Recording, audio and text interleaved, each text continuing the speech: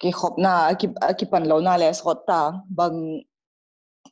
ta ka hi le be ki no ki khak ve ka hi je ka chu ki khom thei lo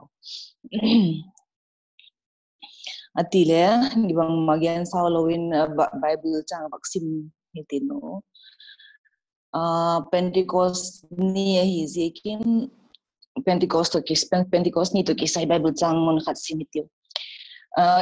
English hong sim ding ka hi le bunga chang o chei paong yan tho ding ka hi na septe bung ni chang khata pa chang nga chan vaksim hiti Acts chapter 2 verse 1 to 5 and law 4 katina simpan hitiu. And when the day of Pentecost was fully come,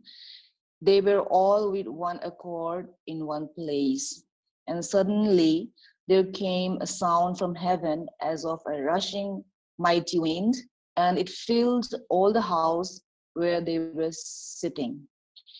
And there appeared unto them cloven tongues like as of fire,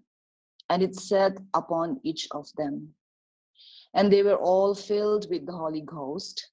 and began to speak with other tongues as the Spirit gave them utterance. Mun khat leong simkit na rai ka tin ka Bible chang kilak ma mai le bang ti lai le ka doizing Psalm number som ni le thum here vakin nung sim The Lord is my shepherd, I shall not want. He made me to lie down in the green pastures. He leadeth me beside the still waters. He restored my soul. He leadeth me in the paths of righteousness for his name's sake. Yea, though I walk through the valley of the shadow of death, I will fear no evil, for thou art with me. Thy rod and thy staff, they comfort me.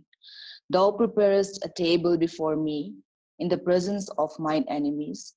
Thou anointest my head with oil, my cup runneth over. Surely goodness and mercy shall follow me all the days of my life, and I will dwell in the house of the Lord forever. The Bible chang simtel chulapan ichanji to ading ni malay sompik ahen la.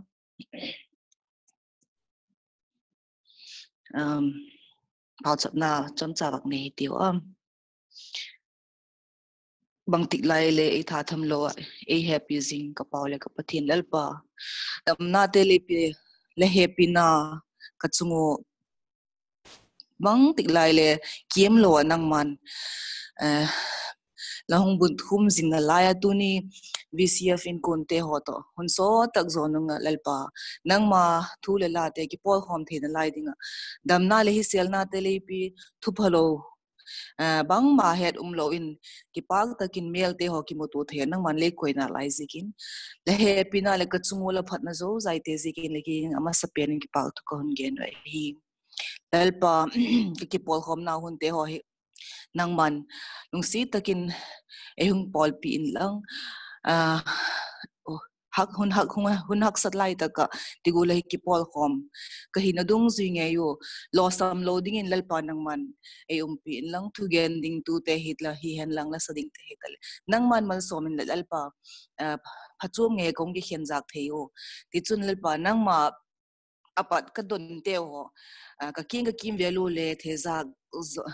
thezak theding in nang man athak taka hat na te pin lang ngai to na hoizo le phazo te nang man chi ding in le ko hong don ki te hi bangki ma hi le wang la thu hian lalpa le happy ka chu le happy na zo sai te je ka ki pak thu gen sing comment la pi na la kai hoina lama puina ngai na don sing comment ji ho zo si chu e happy athe san man tam ta kai tan kal pau dei tak Jesus Christ min khong don zo hi amen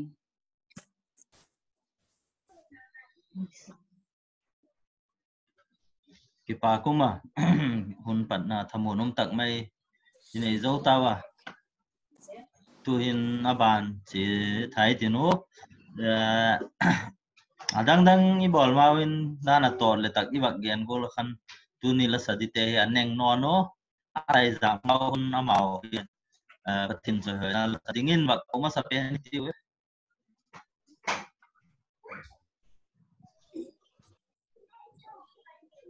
Ô là thế nào nhá? Thế. Thế này mình sâu mình đã có cái nào đi pha mạnh của mình là đi sắp đi học hoặc là không thể sắp tỉnh đi sắp không nào đi vào good situation. Jesus loves me, this I know, for the Bible tells me so. Little ones to him belong. They are weak, but he is strong. Yes, Jesus loves me.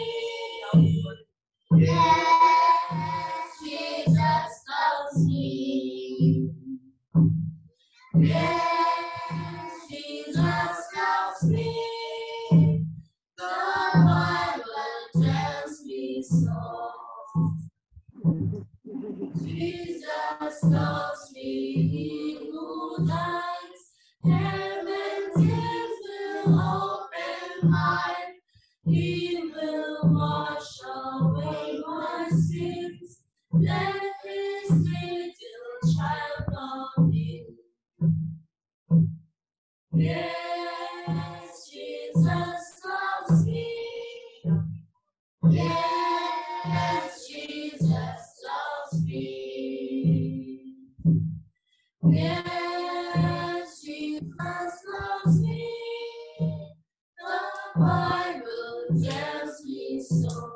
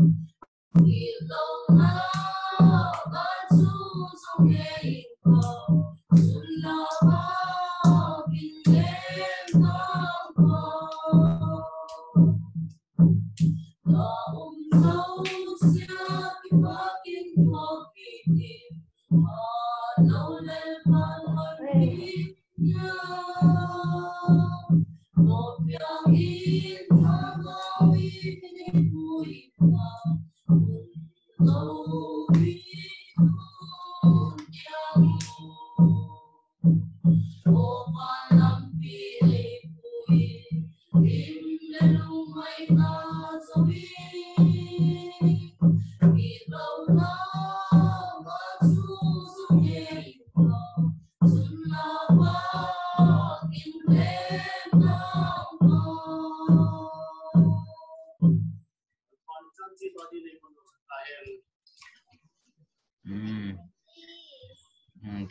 mà thiêm mà máu ấy tu hiền bạn chỉ thấy tin ô bạn nên cần hun trong trả announcement mang cái tin rồi là responsive reading không này ngal ding hiu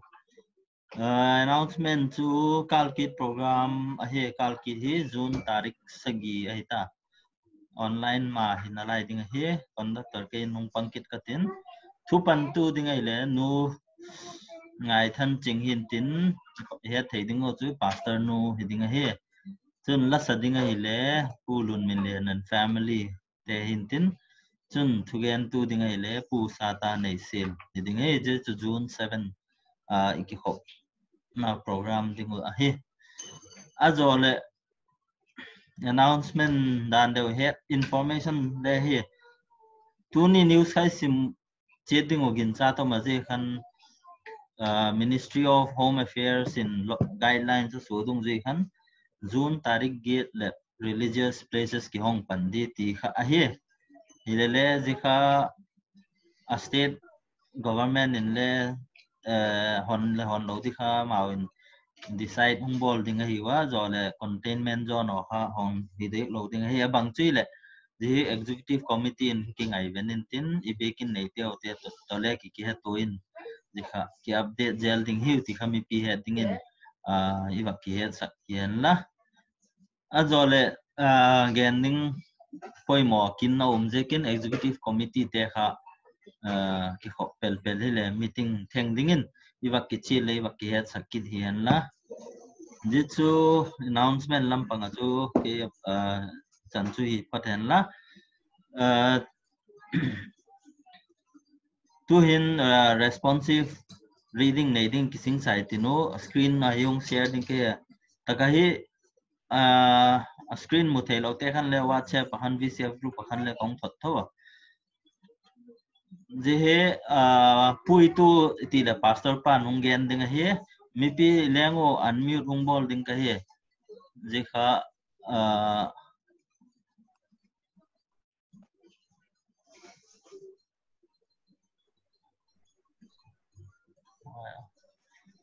hung unmute ding labono unmute ding ka he alahu sabe u lo dingin azo pui tu kiti kha pastor hintin mi pi ti phale ewa mi pi ten izu zel ding oi je tu in pastor pan hung lead check tala ki pa ko men ai le kita kai mang pekin dum ta secretary pan apun lok ta golin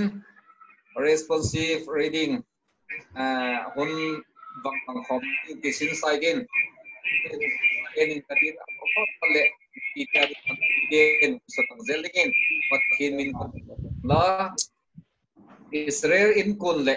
Juda in kun te ho to kakikalu a thotim thak ka sin na ding ni te chu hung tung nge ding a hitai lal pan ati nung lama Israel in konte pan ati alung gil sungun kadan ko ingkatin alung sangun zik do pik ingka chule apathinu hingkatin amao chule kami pite kong hitanao chule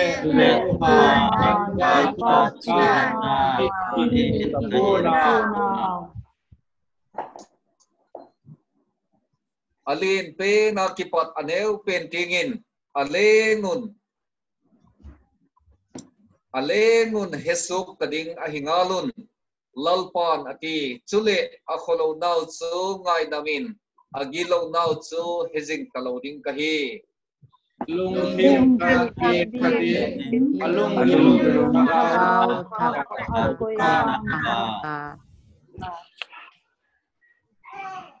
Pentecost ni ahong thot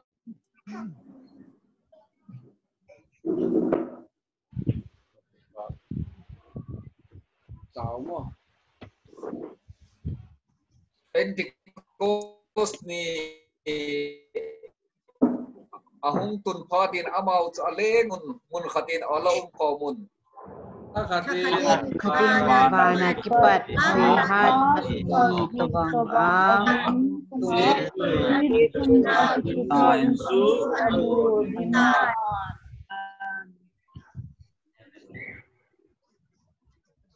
May kumgula kilang lay ahunguma ahung ki hom zaka amau ho chun achang chitawa Tiang kau in ahung tawa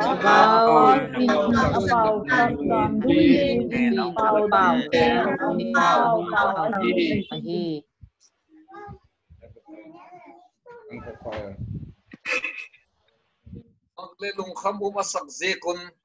zethugen tezo si hi galili mi hilo ahiwem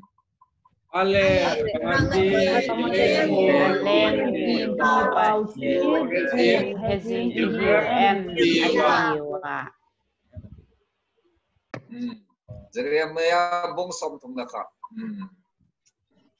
kipa kuma tuin thugen na lam luding itawa pastor pan Pentecost message ladingin iwak chiel ngalian lang chun azona le aman tholom lat na ho to hong kop vek dingin atok dingin iwak chielian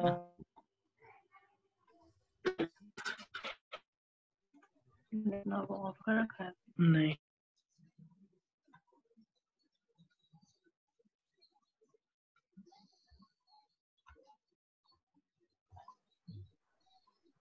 akichin nam ya thầy ta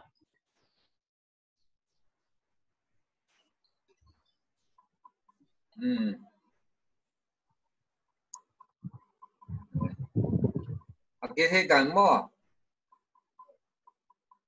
có này thì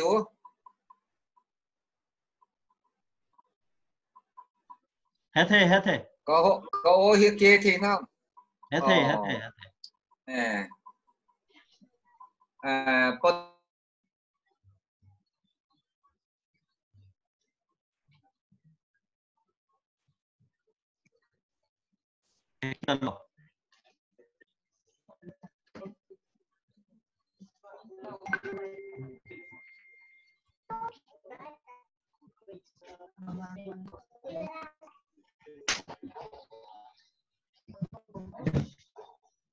mimpi kalau không phải phát là pas di kontak kita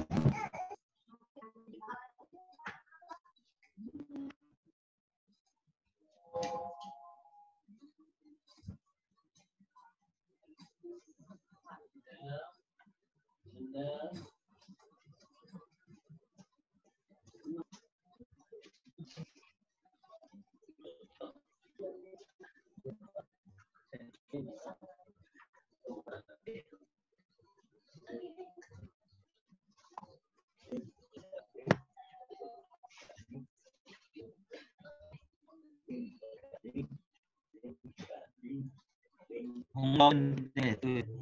atau apa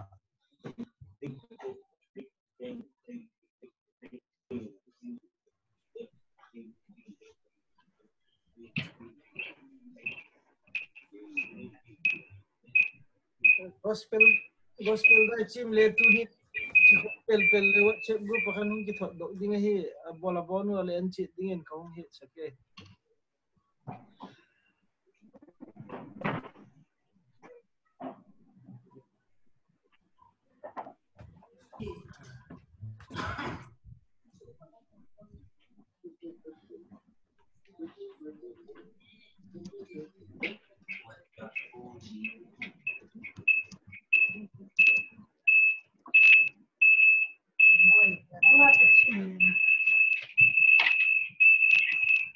Neiva mo kena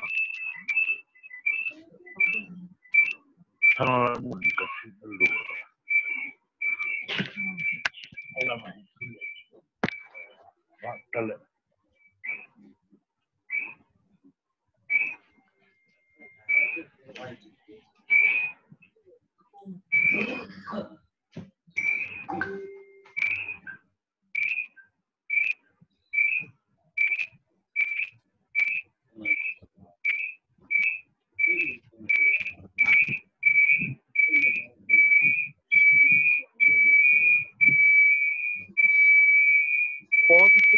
kia hai yung pani ai to đi cái này hi le tiểu gol khắc gì đây khắc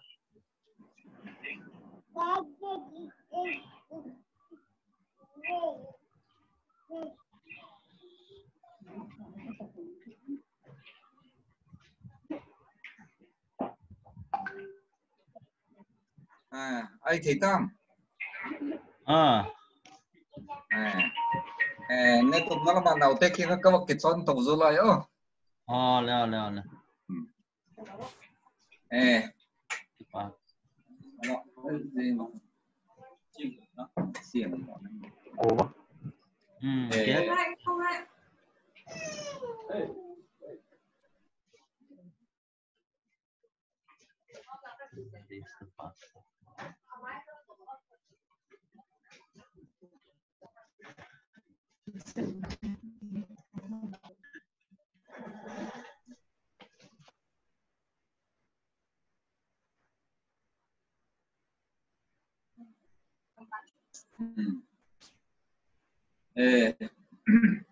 Hotel gam ma hiya booking lo na gam a hi ti achian mai khatina uma man mat sakte azab zate ho hi manga kho sahi jekin ideidan bang takin kho so thailo ila chang bang uma a hin pathinin maban sum jobzel thidinga pi na te ho jekin pa pathin lo pina avelin ibak piu hian la tuni heta golin Pentecost tagaw thing tho hong tun ni ahi na to kitonin pathin thwing a holim na saulo chakhat wang nei dingin kisin sai tin zetaka ichang bak pan sat dingin nasip pe x bung khanna chang li le chang na thu hi to bung ni na chang khata pat vaccine sokedin chang sagin lam tin kha pathin tuing anangai thadingin kisin saleon phana na septe sol sakte na sep bung khat na chang li changa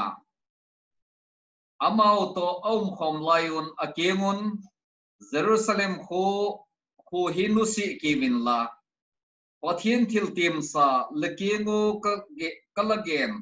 laheta pokha ngak zingun tin thu api zohan khan tuina baptistika himale tunung ni soblo cha sungi thagau thin thowa baptis ma chanding lahiu atin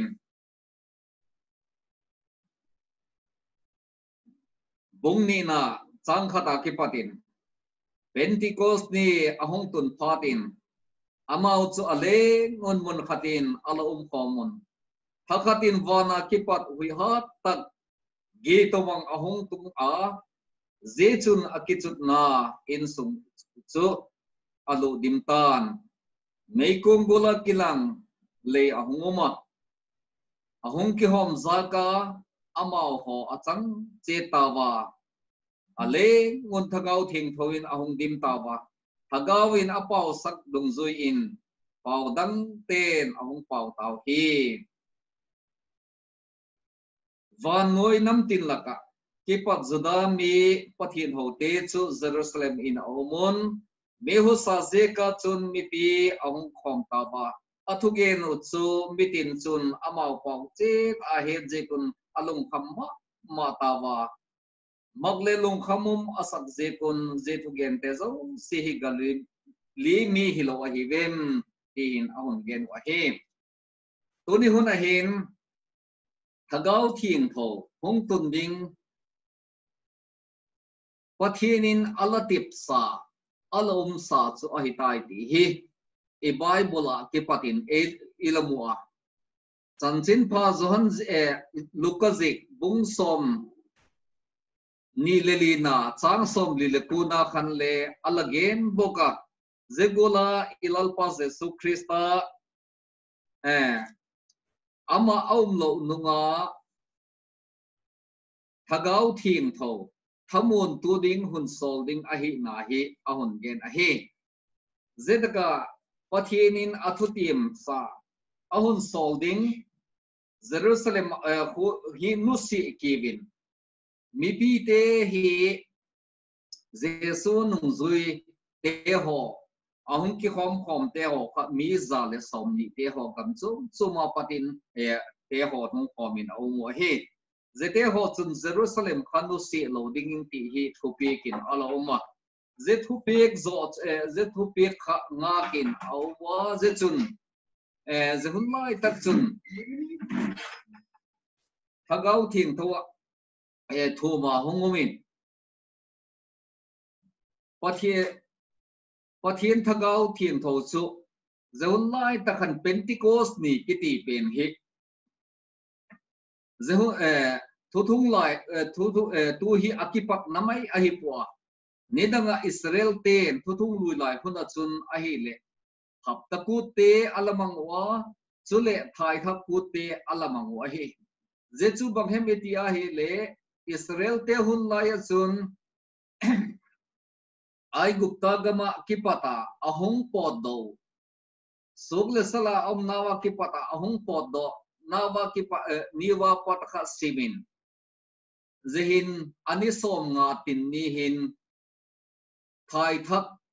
kute ho ahun mangwa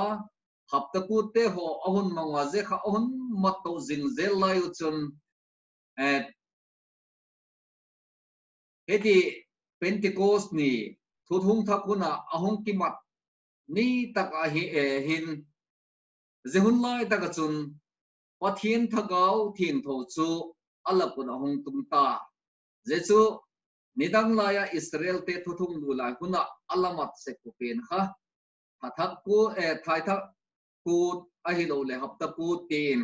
alamat se ku gun takin pui takin alamat se ni pen ka alahi ahi zehuna hin mithin khen khate vagen dana chun ahi le zetaka ami telte ho hi zen telte hilovin juda Christian te munchum chuma gam chuma tele Jesu Christa nung zuite ho ahi uti hi ahi azek chu zen telte avakel khelo nadinga vagen na khata chun je akuni te ho hin ahi pat phatai le zentel te ho hi alapang seklo ahi zegun zegol khan genin ala om hi ti su evak suklat ki du hi hamla je chun Pentecost nia ahung tunga je ahung tun phata chun ahi aile thagau chu Pentecost ni ahung tun phatin thakhatin wana kipatin hui hat tak gi tobang ahung lam ta hui hat tak gi tobang ahung lam ta ati hi hui ati phat pha hui hi ati phat pha tai le thagau to et sang na khathi ahi to zel a hi zebon le hebraite chun ahi ai le hui hi awak gen nawa chun angon ahom ti hi alahi a hi abe bang ma umlo bang ma hilo gol ahom ti na ahia zechun pathian thagau chu alako chun ahung langta aile pathian thagau in ahun polna chun hui golin pathian thagau chu ahung kilangta hui chu hi ai le mi ku man amu thelo ahi wanga athil bol nasatak meite su suplatin zel ahi hi het mil gollo het khil gollo khap chu ai bit ahi tu imasang hapta vela khan le asam gama te hon ibaketai le hui pi thili thidan hui nasep dan pen kha ahui chuku man amu thei powa ahin la anasep chu akilang zel ahi hi evak mu sakahi zegol chun pathian thagau chu hui golin ahong kilanga thakhat podin pana kipatin je thagau chun mihing te ho chunga ahong chun alei te ho kha ahi le mei kung gola hong ki hom zakin ahun ti hi alei te kha mei kung gola hong ki hom zakin hiti chun mitin chunga khan ahong chuta je khan mi te ho khan mak satak mein kidang sa au wa hi iwak mukit wa hing pathian thagau thing tho alanga ka tu te ho chun zegul chun ahong tun pa to sun kidang satak mein ala omwa aziek chu paudang hello amau pau cheta pau chum te ho khan thu te ho kha ki gen te ho kha aun hebek tawa zete ho ha pathian in athagawin apau sak dung zuin paudang ten ahong pau tawa ti hi ahi paudang te hon ahong pau wa chun thagau thing tho pol na ahong changwa ahong changte apha tu ahi le mi te ho chun kidang satak main bang iti dingwa hitang zi thu te chu ahe phatun alungu chu akisun gola ahong hitang agilo min ten gilo na te hong ki pung lang dokin na septe bung ni na chang som thun na sagi na chun zi thu te chu ahe phatun alungu chu akisun gola hong hitang Peter le sol sakdang te kinga chun so pite ho bang tiding ka hitawem ye ahun titawa bang tiding ka hitawem alungu akhamma mata ahin la ze chun Peter chun akingon lalungu heyun Jesu Christa minin baptism ti ai lung heyun la lagin lo nawa ki pada kisig ding ti ai zelung gil kisig na lung hey na te ho kha maybe te khan so pi te ho bang ti ding ka hitawem bang ti om ding ka hitawem ti hi alung gilu kha sut golit ahong data le pa ta sun ai ai le nalung u heyun la kisikun la lalpa king lam zun un ti hi ai to me hi hedi sun kisika lalpa lam ngading khan ahong phadu khan hedi sun pathin thagau thing tho kha nga kin punte ho kha ama ho ading khan pathin thagau pol na hong changen lim laki pak takin hin ho gi ahong mang to hi ti hi iwak mu wa hi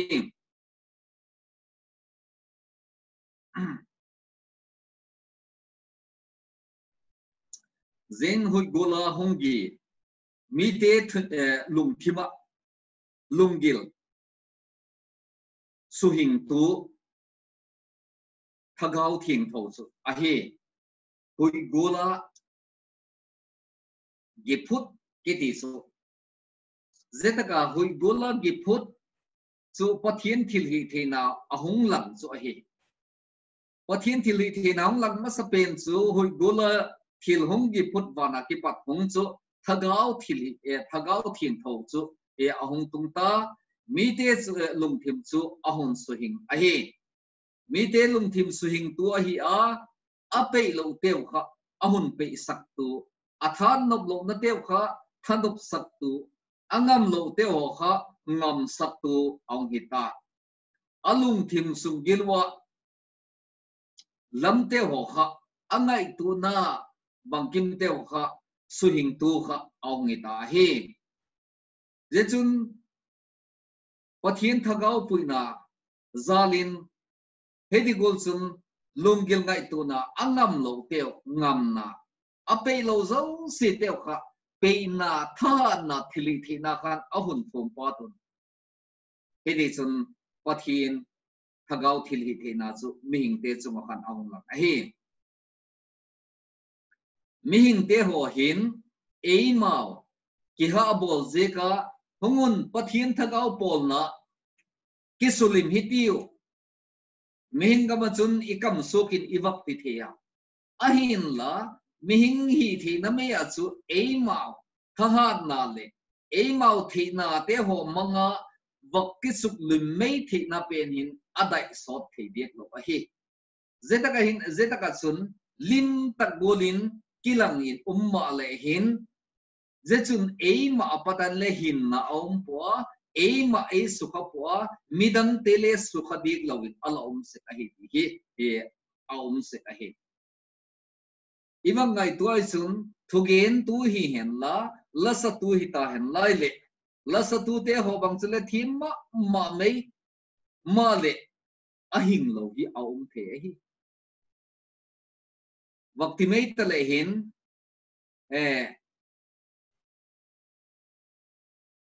yêu nào teo marte la pathian thagau hun pol ala chang la run moi kha pathian thagau hun pol tak lai khan ahi ai le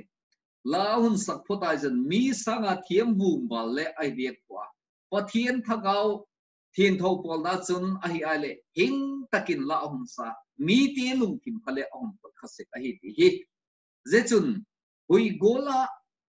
hung gi phut je thagau thiên thâu chun meeting lung tim te ho chu ahun se hing a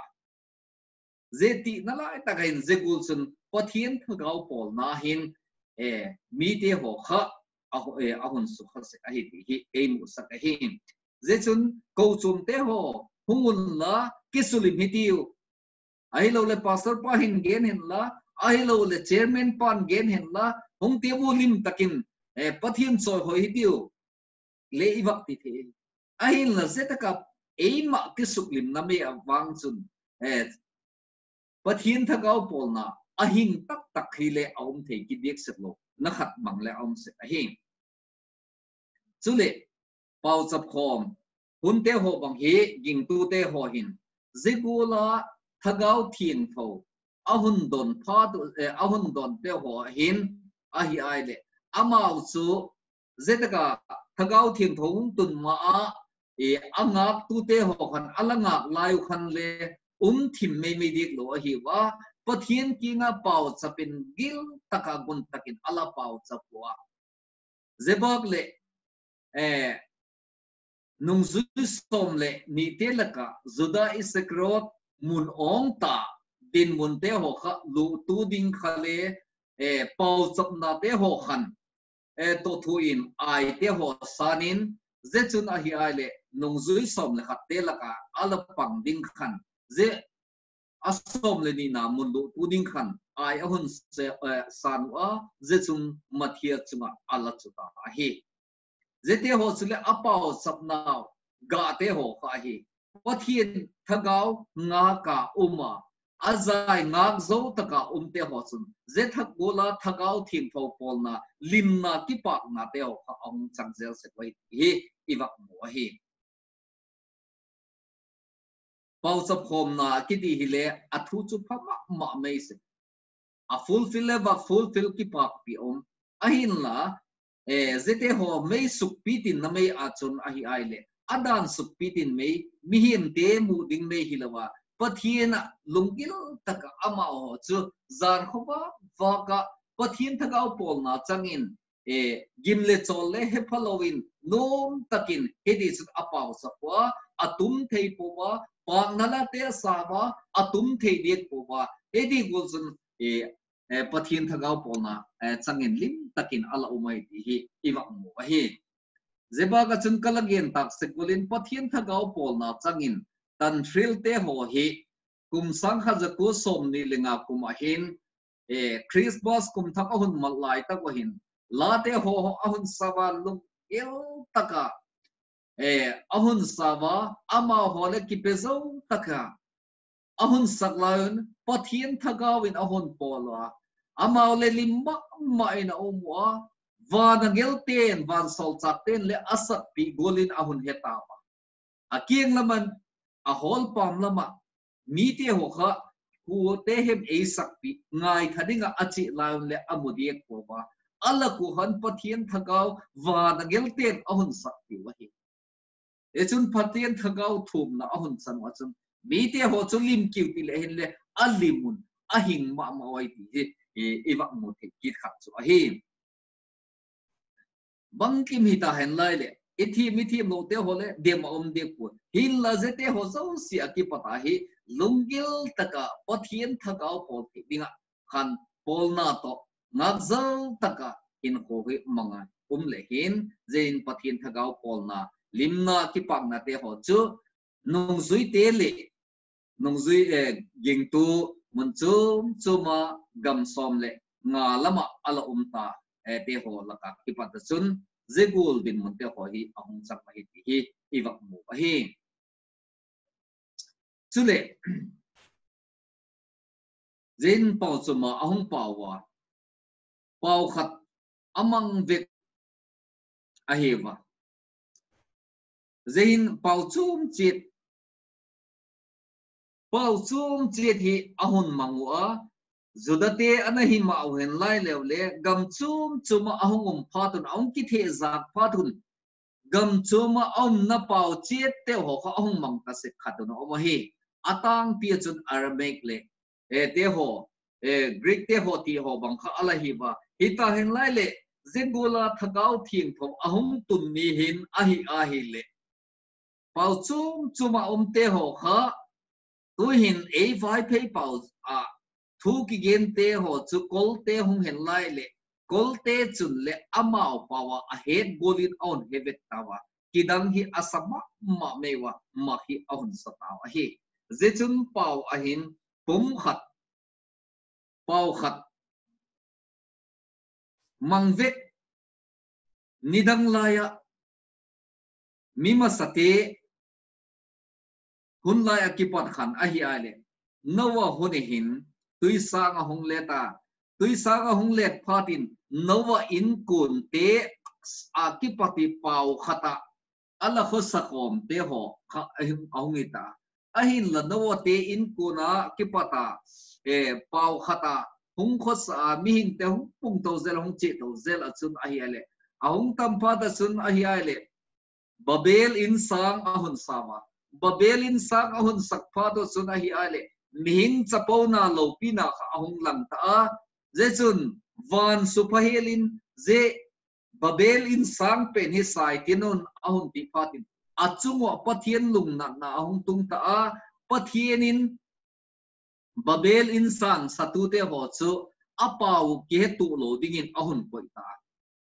pau ke tu lo wa hungum ta chu a inu chule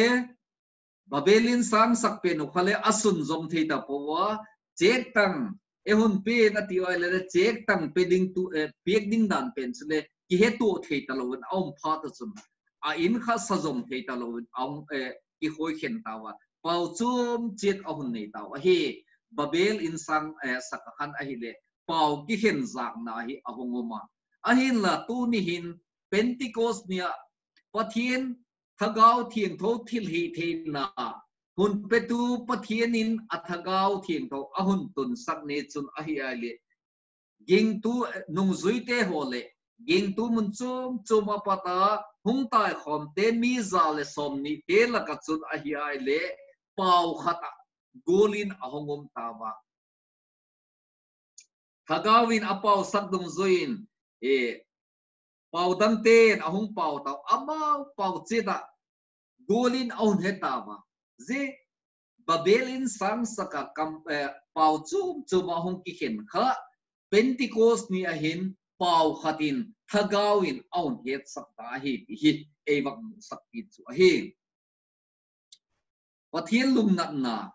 mihin te thoi lo da ze ka hung tun ze ka pau hung ki dang pe hung ki khen pen kha Pentecost ni ahin ahi ai le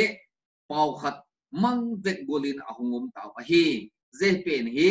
nova hun la babel in sang sakuna ki pata pau ki hen teo ahung ki san dang lam na adon huna alin kha pen kha ze gol kha ong ki san dang lam na so ai ki ta he ti hi ei mu sak ti la hi chule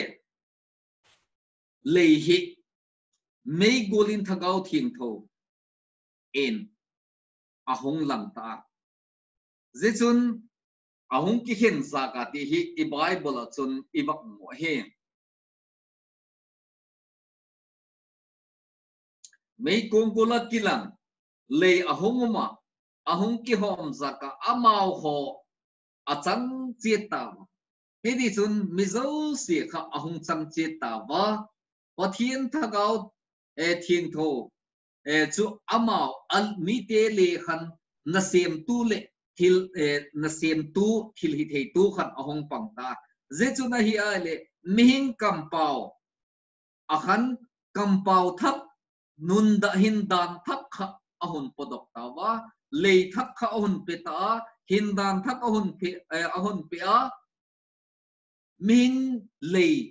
ileu hi wa ngam thelo tin le I bible achun alagena ile wa ngam thelo uchule zehin thagawin ahun thum phot khan mihing de dana ai talowin akam pau te ho chu kam pau thak lei thak hin dan thak te ho khan e ahong pau ta zo thu gen na te ho hi talowin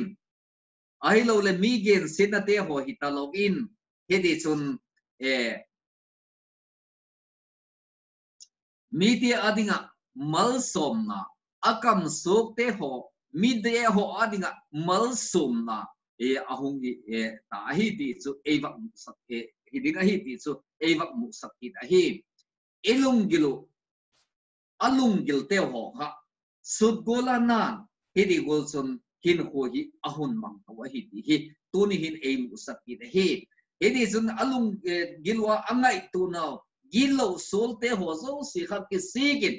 hidi sun akam pau phalo nung chang hoi lo zo si te ho kha simin paithan nun thak hin dan thak in ahong hing tawa hedi sun akam su phalo zo si kha kam su hoi ahong chang ta hi pathin thagau polna ahong chan paten hedi sun lim leki pak takin pathin gam chan chin phathu te ho chu hun tam ko pin e ging tu te ho chu ahong tawa hi hi e mu sak ki na hi chule thagau thing tho hi ngak pi angai hi ti hi evak mu sak hi thagau thin tho he ahunga e sulima e nusi zel golin ingaya ahunga iha lona ki patit e suhat tu golin ingai e ikoya ahin lahun chamlo kalin e nusi pai kit golin ilakoi kita zete ho zo si hi mi hing ten thagau thieng tho li thina ahung tun ding apetu pa ngai tu na lunggel te ho kaung tun ding ngak zo set lon ila zekin thagau thieng thoin e nut si e tai e pam pa e tai ti boli ngai tu na lunggel kha ile nei se ila nei se zo a he ze chu hi lovin e mi hing te ho hin inga zo hi e ala poi mo ma hi ti hi e mu sakit zo hi zehin mima sate ho a pathin le iwaketai sun pathinin ami te ho he mihim ha na atheina achit na le anei alam te ho mihim te akithum laiun zechun le han san na kha om zo kwa leng sol in Philistine te ho to aki do laiun aki chou to laiun Philistine mi han ma Goliath ha pen kha ahung kilat pot phota hi le Israel mi pite ho kha adak dok ngam le om talo hi ahin la zehun phata chun ahi ai le ku hem ama adawa kun a azo tapot te ho chu kachanu ping kati hi leng solin ala kitim na kha chu ahi ahin la zekhan mi khaku ma dang akal sun ngam khaum puwa David na pang cha chu keima ching ka tia Davidin athei na leng solin athei na zo si khan athumin athum ta ahin la ze agal thum zo si te ho kha agal thum te ho zo si kha Davidin amang cha thei pu a chi le a chi zo ta lo wa hi ze phat chu na hi ai le leng sol gal thum te ho ki thum na zo si kha apai thata a hi di chun aman vai sung se kha achoya lui gom sunga achiin sung sang te ho kha login zete ho mang sa chu akal so na hi lamu Philistine gal hat ma Goliathan alamu sit mama lamu sit mama Israel te sepai minin kahung ko na hiti hi Davidin alagena pathian mina pathian hana sungin akona pathian hana thili the na kha ngak zo takina akona zechuna hi aile Davidin len sol kha awai sung se achu awak se ai chu achal ki tak akhan athi a hi eimu imu hi zechu pathianin athagau thin thua ahun thum pha pha da jun pathian thagau akhan thum akhan ikivan ding kha apoi mo ma khat chu hi zechuna hong kivana leng sol atheina ahana ailo la ahau sakna agal thum phote ho kha mangin gal kha angam dik lo hi ahin la pathi Davidin ahi ale pathian gal thum te ho khan ki thuamin alungil angai tu na polama te ho lang te ho khailo ilung zigil sunga e chen til tu pathian thagau chum thilhi thinan zete ho kha gal zo na kha e pe the a hi ti hi ei wak mu sak a hi zebana chun a hi ale Gideon Midian te Gideon he Midian sepai te gal do ding khan toki do ding khan akal sun layo chun a hi ale mi sin khat vel kha e ahung kis tel do kwa aile pathianin bangadi zechun hunzo zechen chukal sun taw hen laile amau hana kisun pi khanau ti hi pathian lunggel khat so hi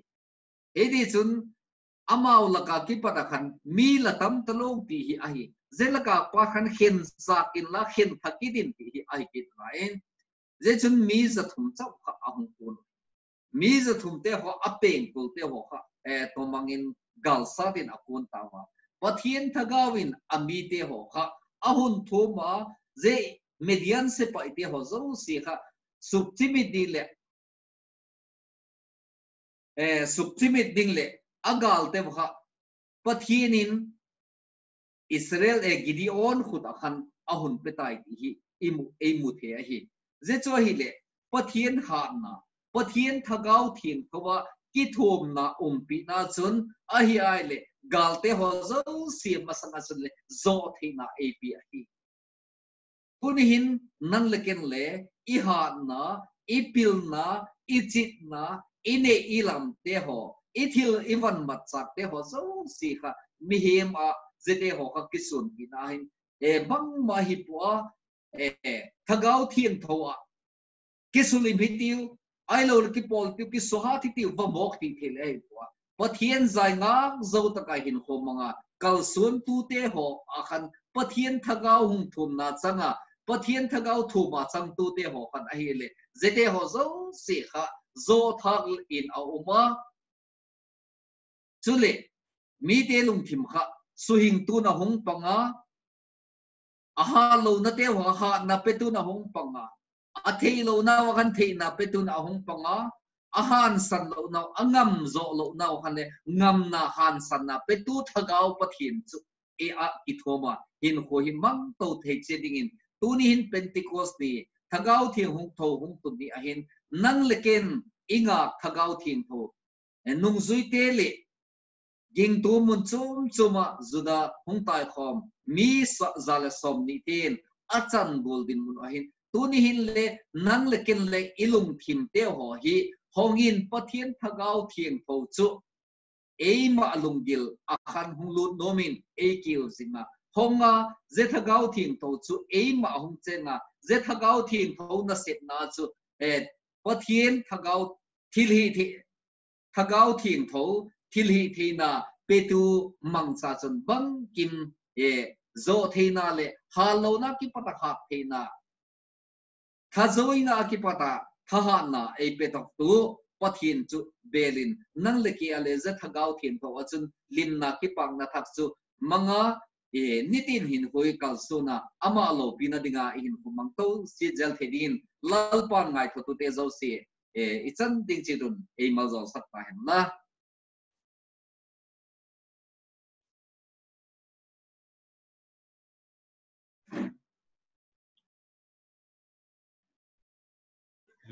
Sapa tu bangkat tholom lat na tahun China le nang long nei ngal le. Ai le có thiên ki pam thu gen na tholom lat na le hun China nei ding in kisin sai tiu le.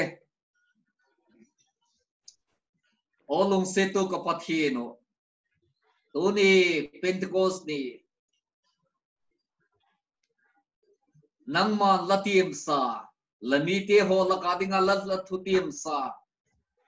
thamun tu ding thagau thieng tho hun sol ding latia la thutiam thagau thieng tho ahong tu ni Pentecost ni tia kalamin bota lakimun bo zeni lopi tang meite ho mangkhom thia hun pha hun ki pa kum lei pi ba la thuinga kizil til na ding ki kong mo ding bang kim gen ding sak ding lei pi te ho gen zau thi ta le um pi zigin le la king ki pa tu gen o he to hin kalal le ka pa thing tho la ko chom te lung ki manang man thu la ge na nang ma chan no so ma kha thien la missionary chop na te ho hin la lam chom chuma tho lom hon pe tu te ho zo si nang ma akhut te akeng te angai tu na atak sa te mang sa kita nang ma lo pina dinga alien zo aphozodika sem theding in nang ma la thagau thin tho thuma hun su thakau hun su ha thak zel ding in la khut phlai zon kar bup sakit o he tuni huna lamina tholom lam chum chuma hum ki phai khom te sum le pa hi la bang hi ta hla de te ho zo si hi achi na ding dola ahong chi a amat cha gau hi a nang ma lo pina ding le lagam kik lin na mat cha poi mo tak mei hung ni thing e malai zo sandin la khut thing tho kon lan o he to hin iki khop naw mun tina im nam mun se do iki khop nam mun te ho hi ino se ding to kitonin pa pathian lom sin na ilal pa jesu christa he pinale athagau thin tho pol na pina de tak mei chu tu le kum khon ila ko hin bok le suponin jing ta hen amen Amen. Dan kha announcement dan deu khat kawal hemila Zoom kha 5.0 and above la nei che lo le next Sunday well meeting now pan kha boyum mai the hi tu ni 31st tan hi alui te hi chi he jinga pat ko update thak amawin security update a bolo hi kha phone no kha auto update la chu athak pen ni ding he le auto update lo le kha ala ki check sau sau o